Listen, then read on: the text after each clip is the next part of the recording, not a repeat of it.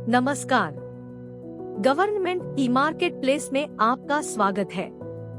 इस मॉड्यूल में हम आपको जीपीए जेम पूल खाता, जीपीए खाता खोलने और बनाए रखने की प्रक्रिया, उपलब्ध भुगतान मॉडल और जीपीए के माध्यम से भुगतान करने की प्रक्रिया से परिचित कराएंगे। इस मॉड्यूल में शामिल विषय हैं: जीपीए का परिचय, जीपीए का उद्घाटन और प्रसंस्करण, GPA GeM pool account, GPA का परिचय। जेम पूल खाता जीपीए एक विशेष प्रयोजन वाला बैंक खाता है जिसे प्रत्येक एनपीए गैर सार्वजनिक वित्तीय प्रबंधन प्रणाली पीएफएमएस एजेंसियों संस्थाओं द्वारा विशेष रूप से खोला, संचालित और नियंत्रित किया जाता है। जेम पूल खाता जेम के साथ एकीकृत किसी भी बैंक में खोला जा सकता है। खरीदार जेम पर ऑर्डर देने से पहले अनुबंधों आपूर्ति आदेश के अनुमानित मूल्य को खाते में जमा करेगा। आपूर्तिकर्ताओं को भुगतान जेम पूल खाते से किया जाएगा।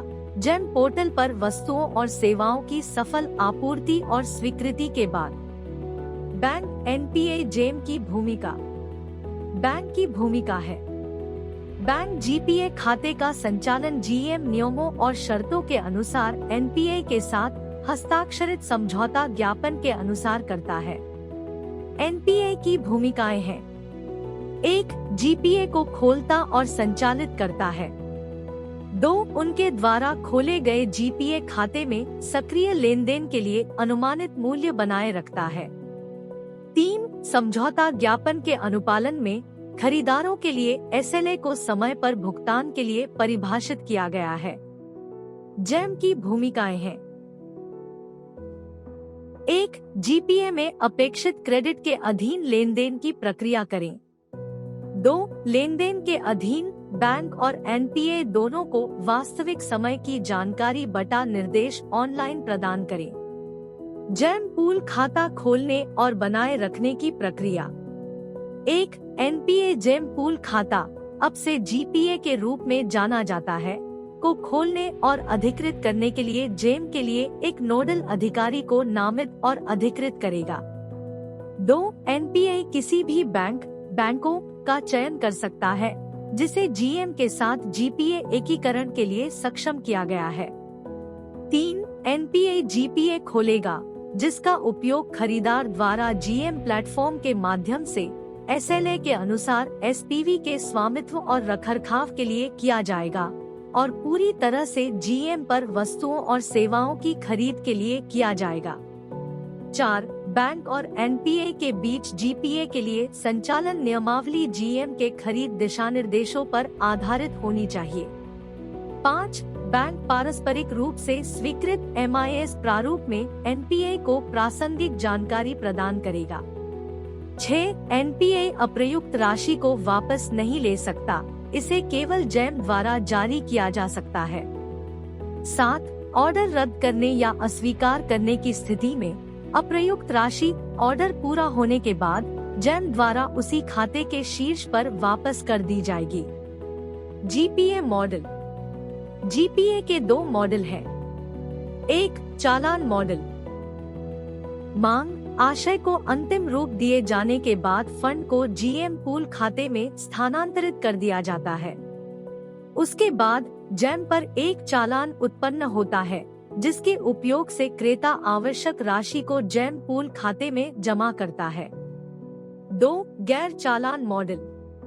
खरीद के पूर्वानुमान के आधार पर एक अस्थायी राशि खरीदार द्वारा जेम पूल खाते में रखी जाती है। इस मॉडल में कोई चालान नहीं बनता है क्योंकि जेम पूल खाता पहले से ही वित्त पोषित है। अब हम चालान जीपीए मॉडल पर एक नजर डालेंगे। ऑर्डर देने से पहले जेम पोर्टल पर एक चालान जनरेट किया जाएगा। खरीदार तब ऑर्डर प्लेसमेंट से पहले ऑर्डर के अनुमानित मूल्य के साथ पूल खाते को निधि देगा। चालान आधारित जेम पूल खाते में क्रेडिट प्रक्रिया उत्पादों और सेवा आदेशों के लिए भिन्न होती है। उत्पाद ऑर्डर के मामले में क्रेता ऑर्डर निर्माण से पहले अनुमानित ऑर्डर मूल्य का 100% क्रेडिट करने की व्यवस्था करेगा, जबकि सर्विसेज ऑर्डर के मामले में विक्रेता को सेवाओं के अनुसार जेम पूल अकाउंट में क्रेडिट फंड की व्यवस्था करनी होगी। यह धनराशि सेवा बिलिंग चक्र के अनुसार सेवा आदेश के अनुमानित मूल्य के बराबर होगी। एनपीए द्वारा चालान मॉडल का पंजीकरण।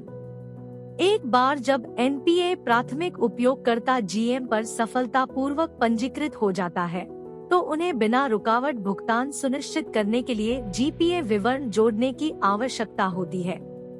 प्राथमिक उपयोगकर्ता को एक द्वितीयक उपयोगकर्ता को पीएओ के रूप में पंजीकृत करना होगा और जेम में भुगतान प्राधिकरण कोड दर्ज करना होगा। यदि प्राथमिक उपयोगकर्ता के पास भुगतान प्राधिकरण कोड नहीं है, तो उसे जेम पोर्टल पर जनरेट किया जा सकता है। अब हम गैर चालान जीपीए मॉडल पर एक नजर डालेंगे। गैर चालान जीपीए मॉडल के मामले में खरीद प्राधिकरण पूल खाते में एक अस्थायी राशि रखेगा, जिसका उपयोग जीएम पर की गई सभी खरीद के लिए किया जाएगा। कोई चालान नहीं बनाया जाएगा क्योंकि खाता एनपीए द्वारा पूर्व वित्त पोषित है। यह भी ध्यान दिया जा सकता है कि इस मॉडल में प्राथमिक उपयोगकर्ता द्वारा खाते के उपयोग को मंजूरी देने के लिए एनपीए के नोडल अधिकारी द्वारा एक अतिरिक्त सत्यापन प्रक्रिया है। आइए उन प्रक्रियाओं पर एक नजर डालें जिनमें प्राथमिक उपयोगकर्ता भुगतान मोड के रूप में जीपीए का चयन करता है। जेम वेबसाइट यानी gem.gov.in खोलें और लॉग इन लिंक पर क्लिक करें। प्राथमिक उपयोगकर्ता के जेम खाते में लॉग इन करने के बाद पहले मेरा खाता लिंक पर और फिर भुगतान विधि लिंक पर क्लिक करें। नए पंजीकरण के मामले में एनपीए को प्राथमिक भुगतान मोड के रूप में जीपीए का चयन करना होगा। यदि एनपीए चालान जीपीए मॉडल का उपयोग कर रहा है, तो उन्हें चेक बॉक्स चालान जीपीए सिस्टम पर क्लिक करना होगा और फिर आईएनआर में थ्रेशोल्ड सीमा दर्ज करनी होगी। प्राथमिक उपयोगकर्ता को संबंधित क्षेत्रों में बैंक खाता विवरण दर्ज करना होगा और फिर विवरण जमा करने के लिए सहेजे बटन पर क्लिक करना होगा। बैंक खाते का विवरण तब खरीदार के नोडल अधिकारी को अनुमोदन के लिए भेजा जाएगा। नोडल अधिकारी द्वारा अनुमोदित होने के बाद उस खाते का उपयोग ऑर्डर देने के लिए किया जा सकता है। यदि एनपीए गैर चालान जीपीए मॉडल का उपयोग कर रहा है, तो उन्हें चेक बॉक्स गैर चालान जीपीए सिस्टम पर क्लिक करना होगा और फिर आईएनआर में थ्रेशोल्ड सीमा दर्ज करनी होगी। प्राथमिक उपयोगकर्ता को संबंधित क्षेत्रों में बैंक खाता विवरण दर्ज करना होगा और फिर विवरण जमा करने के लिए सहेजे बटन पर क्लिक करना होगा। यह पृष्ठ जीपीए खाते के उपयोग को मंजूरी देने के लिए नोडल अधिकारी द्वारा प्राप्त ईमेल का प्रारूप दिखाता है। इस ईमेल पेज के नीचे लिंक पर क्लिक करके पुष्टि की जा सकती है। लिंक पर क्लिक करने पर एक अनुमोदन स्क्रीन खुलती है, जिसमें सीमा के साथ साथ बैंक खाता विवरण प्रदर्शित होता है। नोडल अधिकारी स्क्रीन के नीचे स्वीकार या अस्वीकार करे बटन पर क्लिक करके अपने निर्णय की पुष्टि कर सकते हैं। अप्रूव बटन पर क्लिक करने से सफल अप्रूवल का संदेश दिखाई देता है। आइए प्रक्रियाओं पर एक नजर डालें कि एक प्राथमिक उपयोगकर्ता पीएओ कोड कैसे उत्पन्न कर सकता है। प्राथमिक उपयोगकर्ता के खाते में उपयोगकर्ता लिंक पर क्लिक करें और फिर पोस्ट प्रबंधित करें लिंक पर क्लिक करें।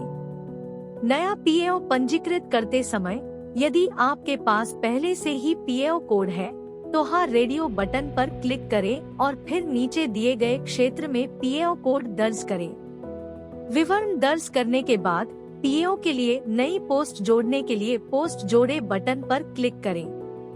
यदि आपके पास जीपीए पीएओ कोड नहीं है, तो नो रेडियो बटन पर क्लिक करें और फिर ड्रॉप डाउन सूची से जीपीए खाते का चयन करें। जीपीए खाता चुनें। जनरेट पीएओ कोड बटन पर क्लिक करने पर एक पीएओ कोड जनरेट होगा।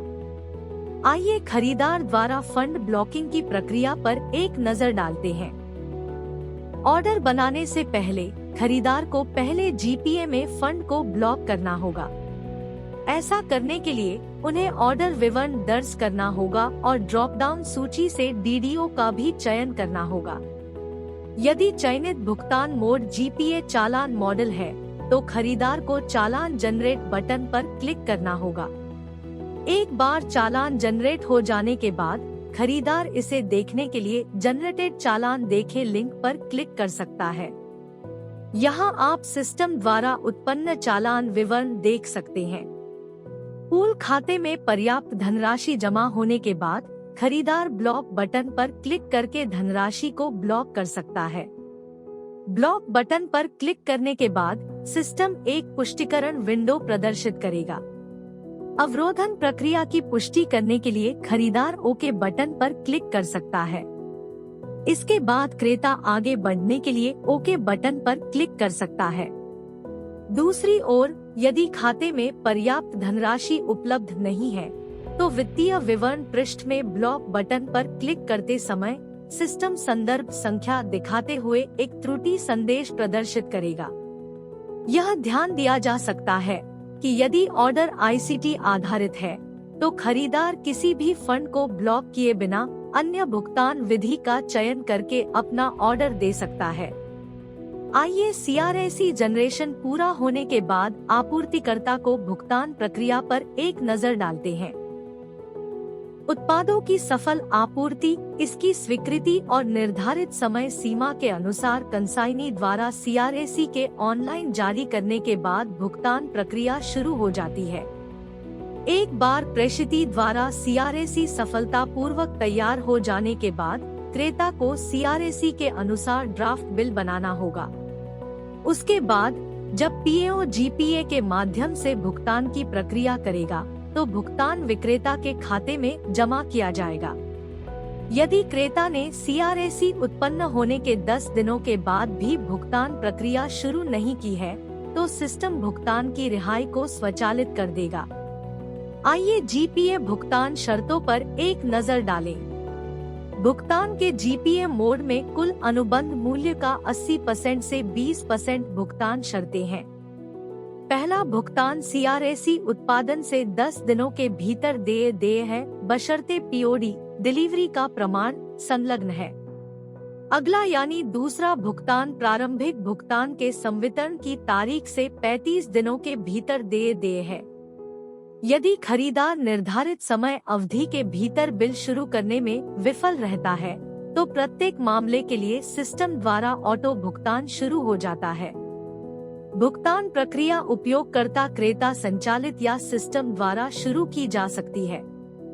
इसे भुगतान प्रकार कॉलम में उल्लिखित स्थिति में देखा जा सकता है। क्रमांक 1 के मामले में 160 रुपए की राशि का भुगतान सिस्टम संचालित है यानी ऑटो जनरेट किया गया है क्योंकि क्रेता सीआरएसी के बावजूद बिल शुरू करने में विफल रहा है जिसमें पीओडी मौजूद है।